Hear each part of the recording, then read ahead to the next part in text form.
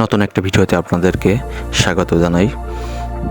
আমরা চলেছি সুন্দরবনের গহীনে আলোর কোলে রাস পূর্ণিমা উপলক্ষে রাসমেলায়। তো 4 দিনের এই রাসমেলা উপলক্ষে আমরা জয়মনিহাটের থেকে পাশ নিয়ে ভিতরে প্রবেশ করব। প্রতিটা পর্বে আপনাদেরকে সুন্দরবনের বিভিন্ন জীববৈচিত্র্য সৌন্দর্য আপনাদের দেখানোর চেষ্টা করব। তো সেই পর্যন্ত পুরো ভিডিওটা আমাদের সঙ্গে থাকুন।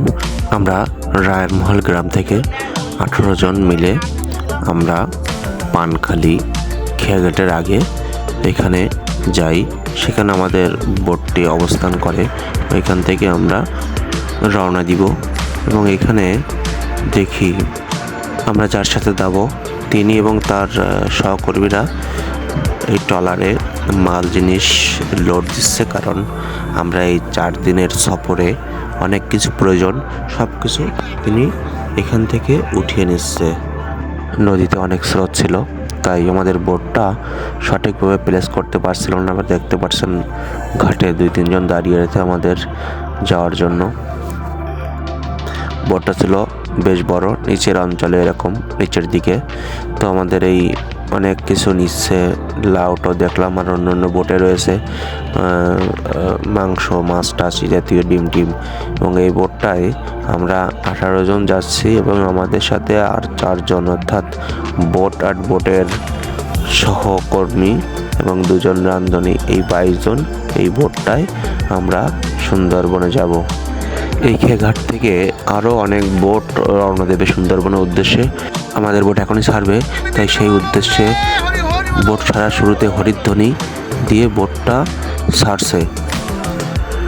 একটা কথা না বললে নয়, সেটা হচ্ছে সকলে এই হরিধ্বনি এবং ভগবানকে স্মরণ করে, যেহেতু রাসমেলা উৎসবে যাচ্ছে, তাই যাওয়াটা যেরকম সুন্দর হচ্ছে, আসাটাও যেমন তেমনই সুন্দর হয় সেই উদ্দেশ্যে, এবং যাতে কোনো নির্বিঘ্নে আমরা সুন্দরবনে রাসমেলা উৎসব দেখে আবারই প্রত্যাবর্তন করতে পারি, সেই জন্য এই ভগবানকে নাম স্মরণ করা। আপনারা দেখতে পাচ্ছেন পাশে অনেক বোট রয়েছে। এটা হচ্ছে চালনা খেয়াঘাট। চালনার এই খেয়াঘাট থেকে সমস্ত জায়গায় মানুষ নদীপথে যাতায়াত করে। তো আমরা এই চালনা থেকে কিছু কেনার জন্য আমরা এই চালনায় বাজারে যাই এবং এখানে অবস্থান করে দেখি অনেক বোট রয়েছে। সেখান থেকে আমরা সন্ধ্যার পরই রওনা দেই এবং নদীর প্রকৃতিটা এমনই ছিল।